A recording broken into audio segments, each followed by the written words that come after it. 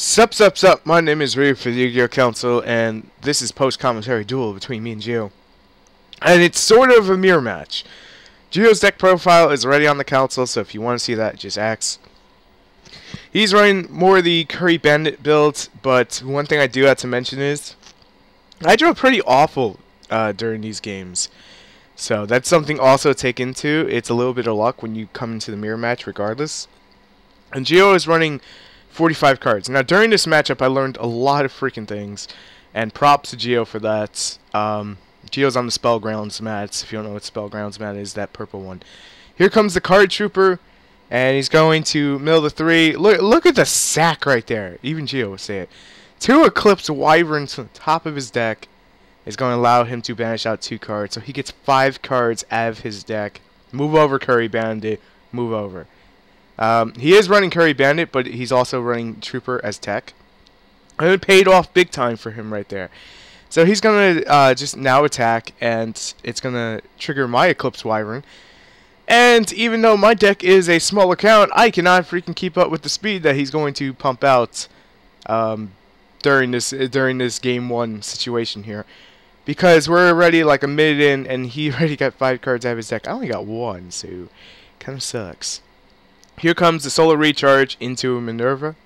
See, you don't really ever want to draw her because none you can really do. And at this point, I was still running MST. I'm still contemplating if for version 2 if I'm going to run MST anymore. I mean, it's like you come across certain matchups that are just running Skill Drain and Necro Valley, and then you want to just like flip the table because like there's nothing you can do in that situation. So definitely looking into that, but I believe I almost have enough set up. Just almost. I'm like missing 2 Lightsworns. I'm just like, okay, well I have the Lila. So just bring out the Lila. Summon the title just so I can get my 2 into hand because otherwise it's not really going to matter. You know, there's nothing, you know, I could really... None I really do. I didn't draw, like I didn't get Necro Gardener protection wise, so I'm just going to ram the Trooper and make an attempt to put in as much damage as I possibly can, 17 and I believe 23. So 4,000. So Gio's at 4,000 right now. And yeah, this one still goes on for a little bit, but he gets that Solar Recharge, that 1 wolf. He draws that 1 wolf when he's got that recharge. And the 3rd Eclipse Wyvern, just too powerful. Way too powerful. Gets the 2 JDs banished. That's pretty much an indicator he's got one in the hand, or he just wants a flexibility or whatever it may be. But he's definitely pretty much set up right now. So Gio knows what he's doing. Gio knows what he's doing. He goes for the Lumina, and I believe he's going to get the Wolf. No, he sends the Raiden, and then Raiden effects. Sends a Tragodia, a Needlebug Nest, and then he's going to, I believe, go into either Arc Michael. I can't fully remember. It seems like we're lagging. Well, I'm lagging on this end. Okay, no, it stopped lagging. Stupid freaking touchpad things. No, because I'm actually like... I use different audio software to record than I do to film. So with the post commentary, it's a little more work, but it's, you know, it's worth it.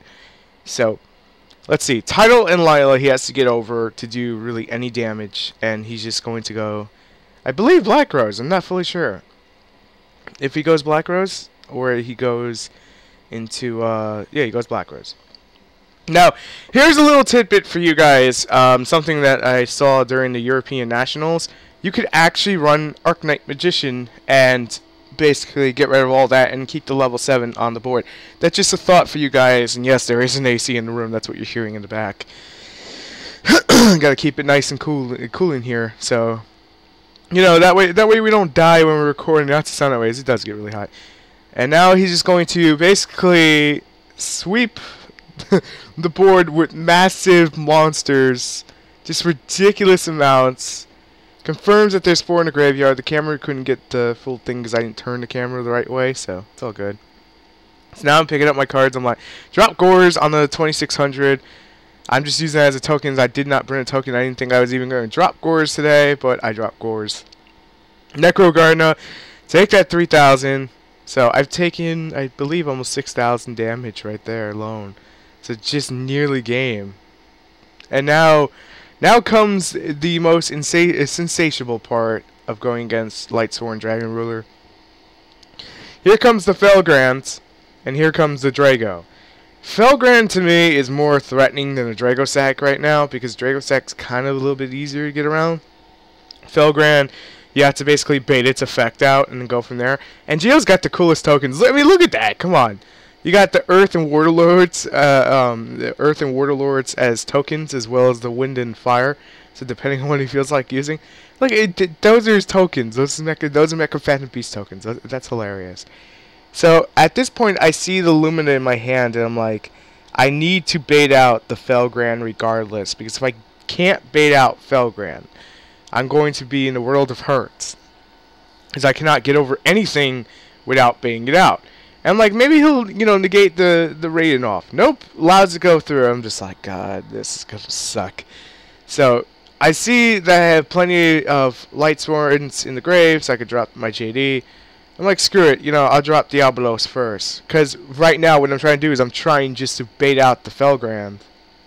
Because if I can't bait out the Felgrand, no search for Tempest, because I didn't have it, Debris in the deck. I'm actually playing around with that idea now. Running Card Troopers again, thanks Geo. But I'm not running Curry Bandit still, because I just, if you don't like a card, don't run it, enough said. So I'm going to try to attempt to snatch, I believe, the Felgrand, but obviously that didn't work, which is fine. Get the JD, pay the 1Gs just to blow the board, pay a second G to blow up the rest, or no, attack into it. I didn't want to like risk my life points, puts you that way. My whole deck was getting stacked. Like, I wasn't seeing Eclipse Wyverns, I wasn't seeing Necros in the grave. I mean, if I saw Necros in the grave, I probably could have clutched the game. Minor spoiler. But during this one, I mean, it's just one of those things that you have to go into the situation and know that, alright, I'm playing a mirror match, and, well, sort of mirror match, and it's going to come down basically not only to the luck of the mill, but who constructed better. And the thing is, we both have different versions that suit us, so it basically just came down to, well, who's going to sack who harder. And obviously, I believe most of you are going to realize by now that Geo's going to be the one to do it, because I have no Necro Garden in Graveyard, no Trag in hand, which I'm not a big fan of. I don't know why I'm not a big fan of. I may go back and try it again. May try the 45 card thing. But he's going to take game 1 off the big eye, super sack status, and that's game. On to game 2, which will start immediately right now. Alright, here we go. Game 2. Let's do this. Just keep in mind, all these videos were separate, so that's why I said game 2 starts. Now it's kind of just a little editor's note, so when I'm putting it together, I don't screw nothing up or butcher it. It just makes it easier to put the sound bites in. So here comes the Solar Recharge from the Lila. And that Necro Garden in my hand, but I milled the Wolf, so, it's okay. It balances itself out. I have the Lumina, so I'm going to go for the Lumina.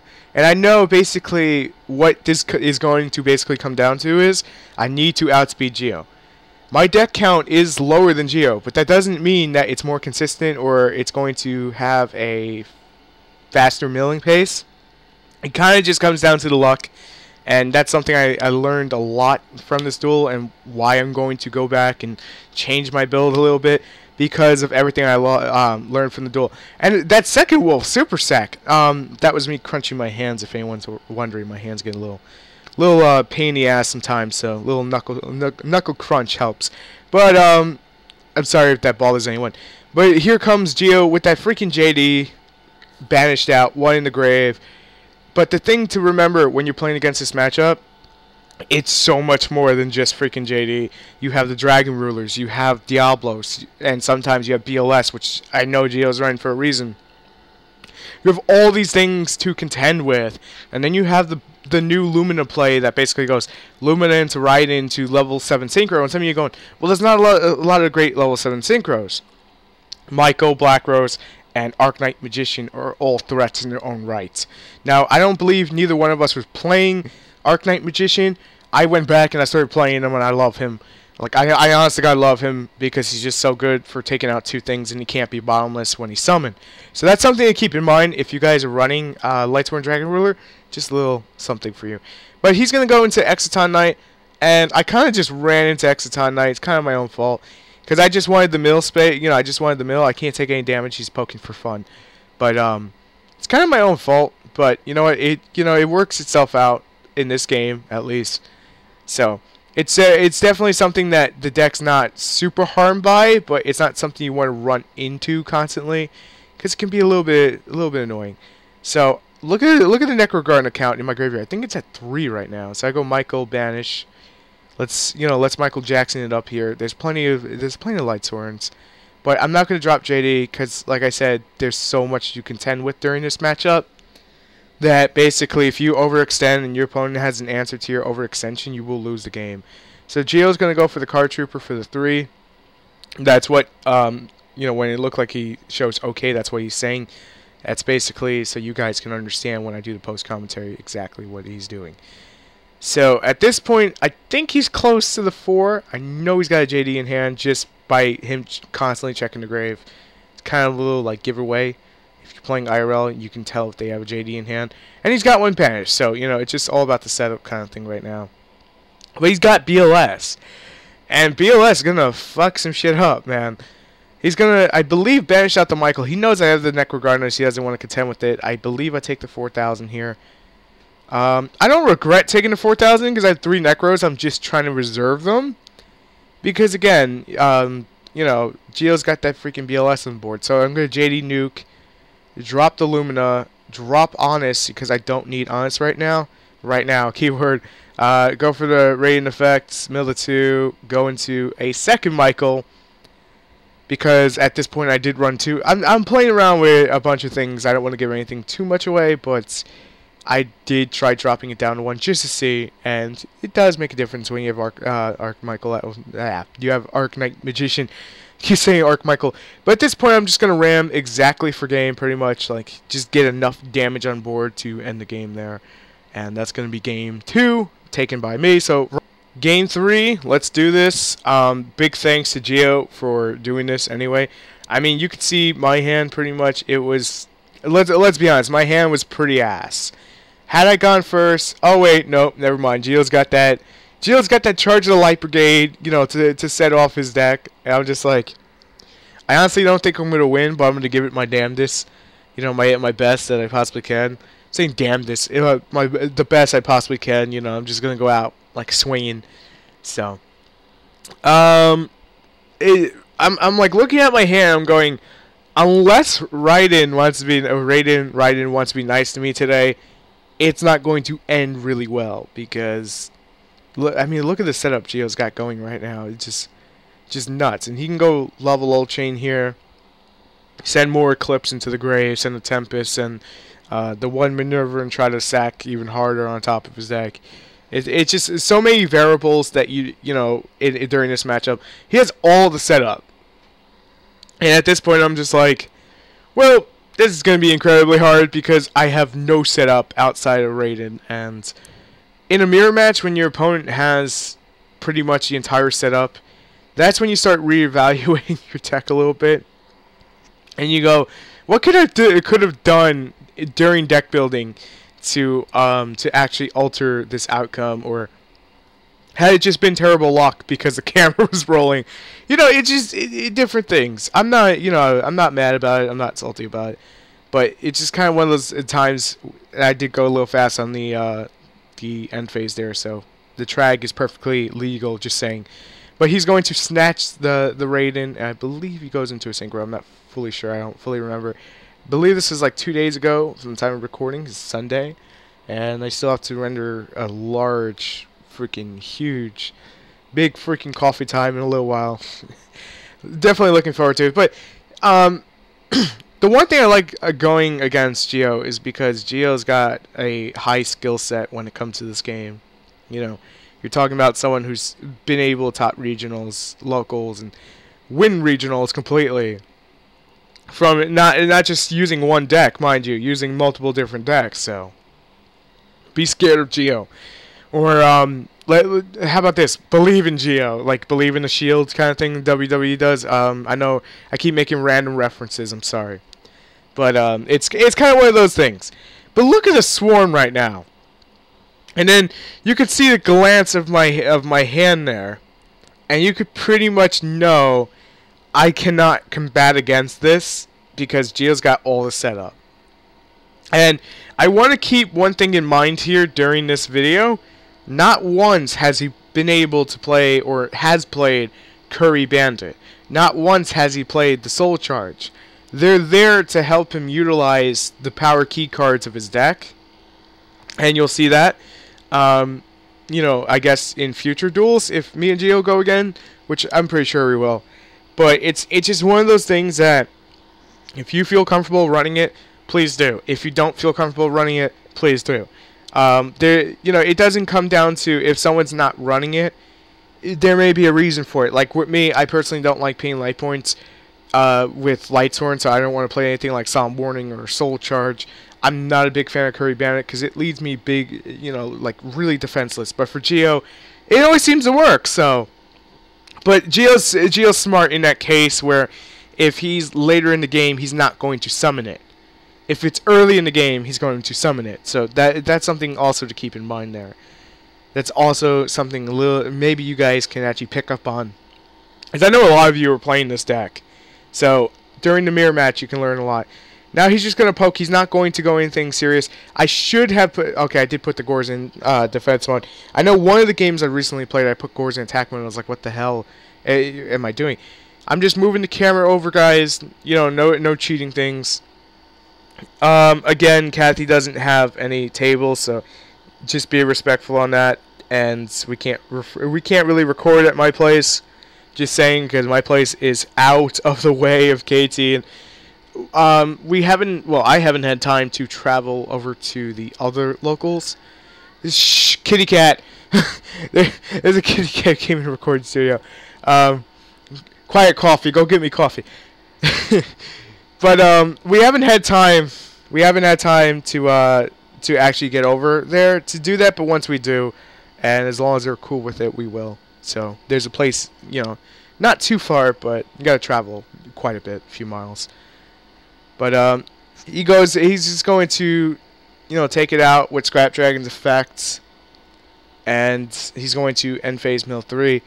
I can't really do nothing on my draw, like unless my draw was my draw was Solar Recharge, but it wasn't.